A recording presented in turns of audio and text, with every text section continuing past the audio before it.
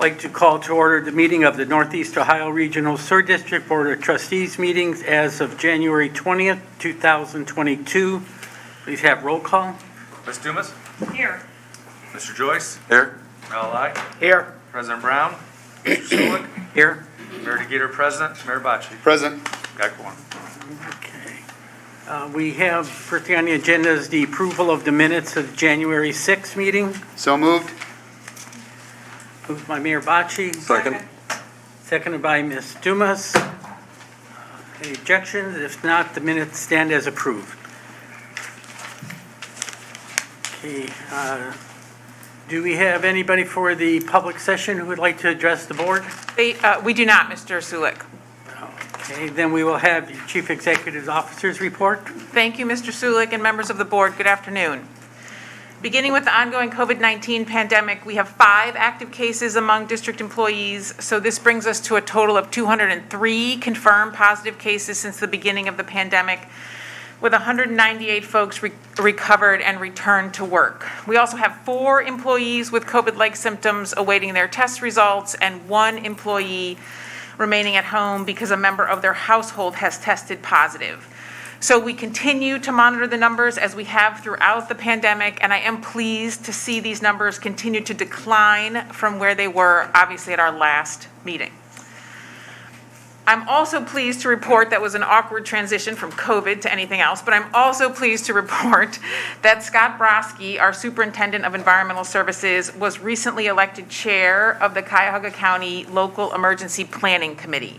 Very good. This committee includes folks from around the county responsible for our response to incidences involving hazardous materials. So each local emergency planning district across the country is required to have such a committee under the Emergency Planning and Community Right to Know Act to provide information to residents and then also to develop and implement Cuyahoga County's hazardous materials plan. So Scott has represented the district on the committee since 2014, and congratulations to him, and we appreciate him taking this leadership role. And then finally, I would like to thank all the members of O&M and the security teams for their great work on Monday, January 17th and into Tuesday, January 18th. As we all know, we were dealing with very severe weather. So we are obviously a 24/7, 365 operation to protect public health and water quality. And throughout the storm, we were staffed to operate and we kept our facilities going despite this really severe weather challenge. So thanks to all of the staff who did that. And that is my report, Mr. Sulik. Okay, anybody have any questions for our CEO? If not, we'll move on to our action items. Our first action item is a resolution of acknowledgement. A resolution of acknowledgement presented to Michael Oleska in recognition of his years of outstanding service on the audit committee and noteworthy contributions to the Northeast Ohio Regional Sewer District. Move to adopt 2322. Second. Moved by Mr. Joyce, seconded by Mayor Lai. I'd just like to take a few minutes. I've been with Mr. Oleska on the audit committee for a number of years. We have 2 members of the audit committee who are not employees of the district, but have worked in industry and have actually been volunteering their time over the years to come into our facility and help us. Just like to read a couple of the items. Mr. Oleski's focus on and recommendations toward establishing high standards and expectations for risk control through the sewer district have helped transform the audit committee into a critical guiding force for an organization entrusted with public money. And Mr. Oleski was instrumental in bringing a new level of professionalism to the committee with the perspective and breadth of experience gained from his work in internal audit, compliance, and regulatory affairs at public traded companies. There's a few other items that Mr. Law has done, but I just want him to realize that the entire board recognizes the great job he's done for us, and we will miss him as a member of the audit committee. So without objection, the resolution passes. Resolution 23-22. Okay, we have next authorization to advertise. Authorization to public notice calling for bids in accordance with Ohio Revised Code Section 6119.10 for a 3-year requirement contract for crane inspection, maintenance, and repair services at all wastewater treatment plants and pump stations with anticipated expenditure of $120,000. Move to adopt. Second. Moved by Ms. Dumas, seconded by Mayor Bocci. Discussion? If not, the motion passes. Resolution 24-22. Next, we have authorization to purchase. Authorization to purchase Rockwell Automation Maintenance and Support Services from Rexel for a 1-year period in amount not to exceed $364,820. Authorization to purchase Wonderware Software Maintenance and Support Services from Q-Mation Wonderware North for a 1-year period in an amount not to exceed $277,874.50. And last, authorization to purchase a Schneider Electric APC 100 kVA uninterpretable power supply from Advixis Technologies LLC to support the instrumentation in the Analytical Services Department in the amount not to exceed $105,122.10. Move for adoptions of resolutions numbers 25 through 2722. Second. Moved by Mayor Alai, seconded by Ms. Dumas. Any questions? If not, the motion's carry. Resolutions 25 through 27-22. Next, authorization to enter an agreement. Authorization to enter in a professional service agreement with Chuni and Panici, Inc., independent auditors, and the State of Ohio Auditor of State to perform the annual audit of the district's financial condition for a 5-year period beginning with the fiscal year ending December 31st, 2021 through the fiscal year ending December 31st, 2025, in a total amount not to exceed $363,090. Next, authorization to enter in a professional services agreement with Heidelberg University to provide district funding for the university's continued operation of a water quality monitoring station located in the Cuyahoga River in the City of Independence for a 3-year period beginning 2021 through 2023 in an annual amount of $34,000 for a total agreement amount of not to exceed $102,000. And we have next authorization to enter in a professional service agreement with Solutent Technologies LLC for as-needed radiation consulting services necessary to maintain compliance with the District Ohio Department of Health radioactive materials license and to provide support for the current and future capital improvement program projects in the amount not to exceed $250,000. And the last resolution, authorizing to enter in a professional service agreement with Crucial Learning to provide crucial conversations training classes to district staff in an amount not to exceed $53,890. Move resolutions 28 through 3122, Mr. President, Vice President, as you were. Moved by Mayor Bocci, Second. second by Mr. Joyce. Any discussion? If not, motion carries. Resolutions 28 through 31-22. Okay, under 2822, I would just like for Ken to just explain the process of bringing on Chuni. Yes, good afternoon, Mr. Sulik, members of the board. So after 8 years of our audits prior to 2020, our audit had been performed by an independent public accounting firm. And for our 2020 audit, the Auditor of State chose to come in and perform that audit themselves. Upon completion of that audit, the Auditor of State told us that we would be able to go out again for the next 5-year period with an independent accounting firm. So we worked with the Auditor of State, who put together an RFP process. 4 different firms proposed on our audit. The Auditor of State graded the firms. we had an opportunity to grade the forms and chose to bring back Chuni and Panicki, who had previously been our external accounting firm.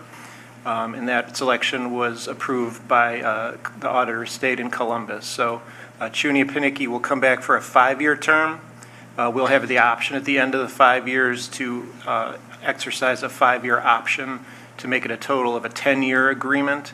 If we do exercise that option, we would come back to the board in 5 years for the additional funds. Okay, thank you, Ken. Okay, next we have authorization to enter into contract. Authorization to enter in a construction contract with Cocosing Industrial, Inc. for a shoreline consolidation sewer project in the amount not to exceed $55,493,500, and authorization to enter into a construction contract with Lake Erie Electric, Inc. for the Southerly Fire Alarm and Fire Protection Upgrades Project in an amount not to exceed $568,853.70.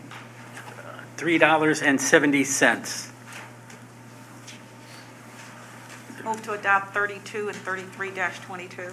Second. Moved by Ms. Lewis, second by Mayor Bocci. Under 3222, if we could have a little explanation of what we're doing with that and how it's going to tie in with the shoreline. Good afternoon, Mr. Sulik, members of the board.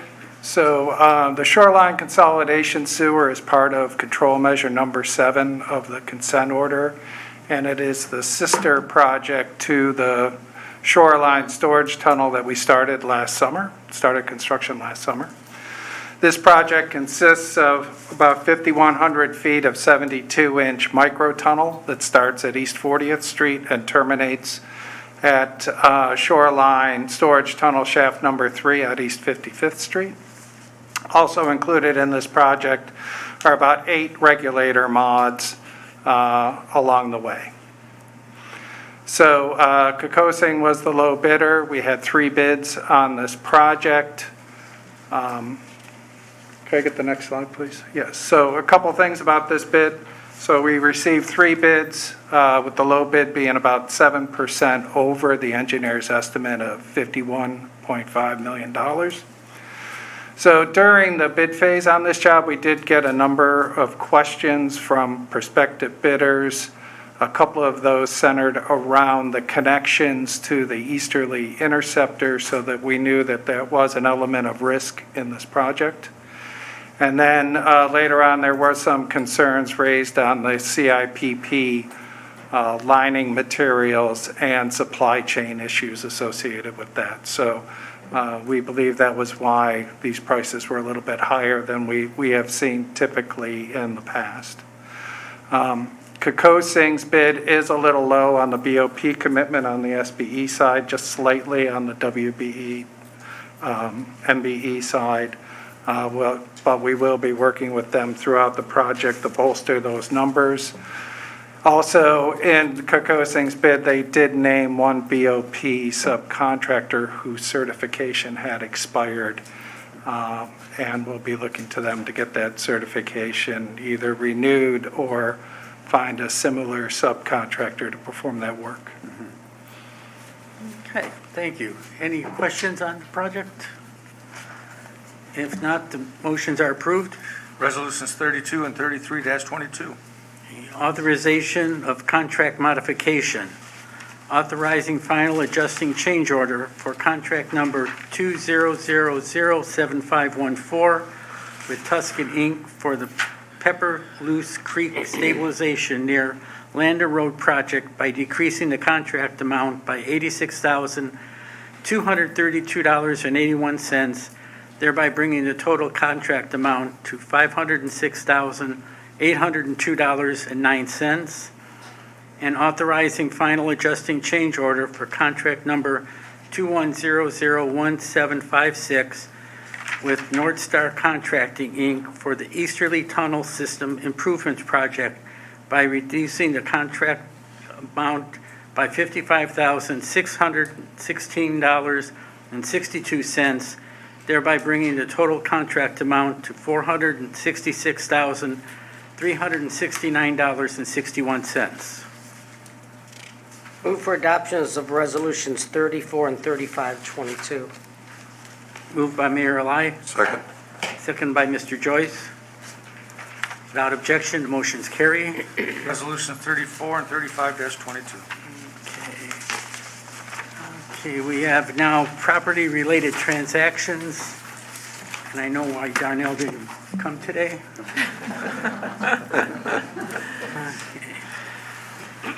First, authorization to acquire one permanent sewer easement from Morabito Enterprises at the property known as vacated right-of-way of Morgana Avenue in the city of Cleveland, located between East 49th Street and East 55th Street, necessary for ongoing maintenance of the Morgana Run sewer, with total consideration of $1.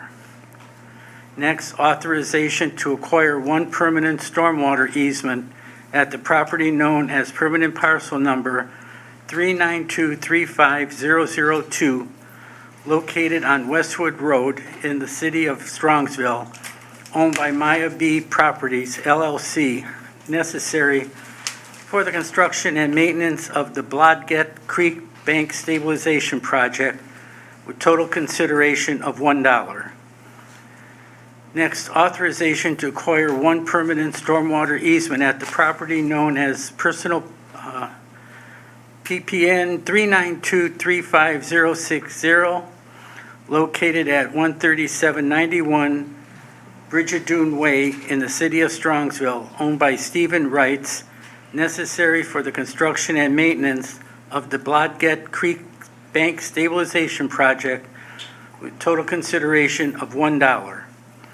Next, we have the authorization to acquire one permanent stormwater easement at the property known as permanent parcel number 392-35059, located at 13790 Brigadoon Way in the city of Strongsville, owned by Justine E. Ginter, necessary for the construction and maintenance of the Blodgett Creek Bank Stabilization Project, with the total consideration of $1.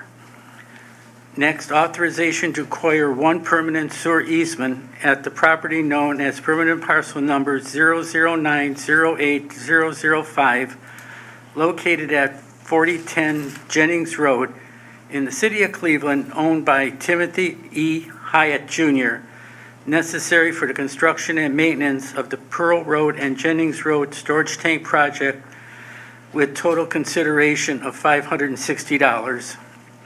Next is authorization to acquire one parcel in fee simple, known as permanent parcel number 457-37015, located at 10807 Pleasant Valley Road in the city of Parma, owned by the West Creek Conservancy, necessary for the construction and maintenance of the SWMP Project Area 6, flood and erosion reduction near York and Pleasant Valley Roads Project, and to allow for the entity of the payment plus closing costs to be dispersed to Ohio Real Title Agency, LLC, with a total consideration of $180,000 plus closing costs.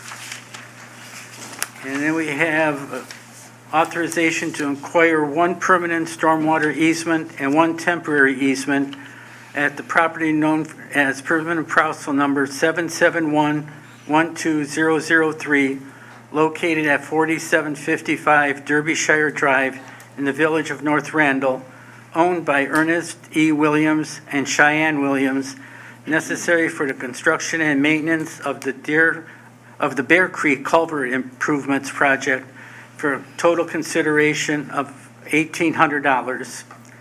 And last, the authorization to acquire one permanent stormwater easement at the property known as permanent parcel number 392-35058, located at 13792 Brigadoon Way in the city of Strongsville, owned by David V. and Judith H. Newell, necessary for the construction and maintenance of the Blodgett Creek Bank Stabilization Project, for a total consideration of $1.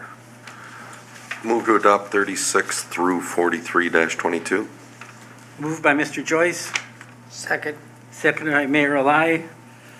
Any questions? If not, the resolutions pass. Resolutions 36 through 43-22. Now we have sewer use code matters, adopting the findings of the hearing officer with regard to the sewer account of Pedro Watson, Sewer District Hearing Number 21-012, that the customer's request be denied. Move to adopt. Second. Moved by Ms. Dumas, second by Mayor Bocci.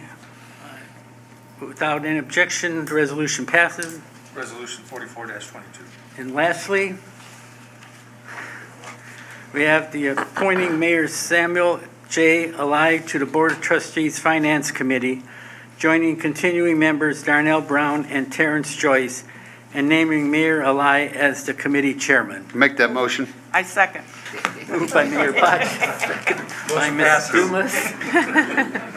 Without objection, the motion's carry. 44-22. Congratulations. Congratulations, Mayor. There. Funny. Okay. We had an information item on the agenda, but we're holding that till the next meeting. Yes, Mr. Sulik, the report is in there, and then we'll have the presentation at the second board meeting in Or February. at the second board Yeah. meeting. Okay, anything under open session? If not, public session, Mayor CEO, have anybody, No one has signed up, Mr. Sulik. okay, we have no executive session, No, sir. then all I need then is a motion to adjourn. Now make that motion. Moved by Mayor Bocci, second by Ms. Dumas, we are adjourned.